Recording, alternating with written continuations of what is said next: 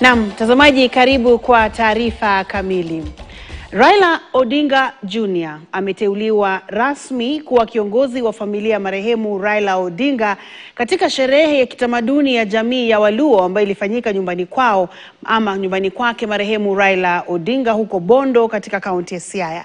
Kama anavyotuarifu mwanahabari wetu Lennox Sengre, hafla hiyo yenye shamra pia ilihitimisha kipindi cha maombolezi, tukio lililoruhusu familia kurejea makwao baada ya wiki moja ya kumwomboleza marehemu Raila Odinga. Luo kitgi gitimbegi, kauli inayomaanisha kuwa jamii ya Waluo ni watu wanaodhamini sana mila na utamaduni wao. Na kweli kama msemo huo unavyosema, ndivyo taswira ilivyoremba nyumbani kwake marehemu waziri mkuu wa zamani Raila Odinga, katika hafla iliyoanza asubuhi na kudumu kwa saa kadhaa. Raila Odinga Jr.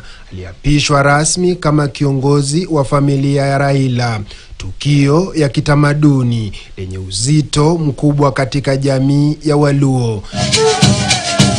Sherehe hiyo ya kuvutia iliyosheheni nyimbo, ngoma na desturi za kitamaduni imefanyika wiki moja tu baada ya kifo cha babake marehemu Raila Odinga.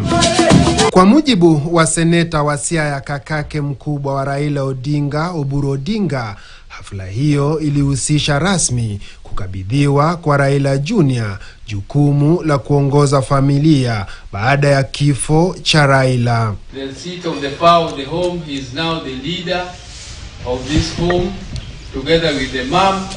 The mom will be there to give him all the advices he needs, but he must stand firm.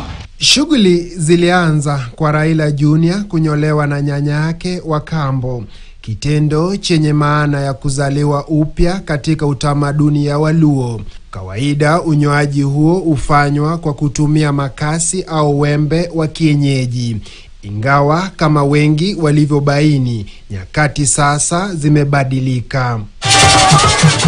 Baada ya kunyolewa, Raila Jr. alivishwa mavazi ya kitamaduni ya Kiluo, yakiwemo tong, yani mkuki, na ukumba, yani ngao, ishara kuu za mamlaka na ulinzi kwa mtu mwenye hadhi kama yake mpya. Uhuru akisema mjane wa Raila, Mama Aida Odinga, hakushiriki katika desturi hiyo, akichagua Ukristo.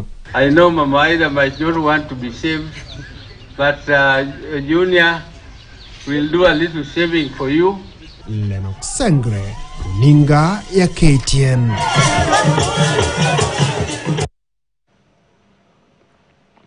Na hali ya taharuki ilitanda jijini Nakuru baada ya washukiwa 4 wa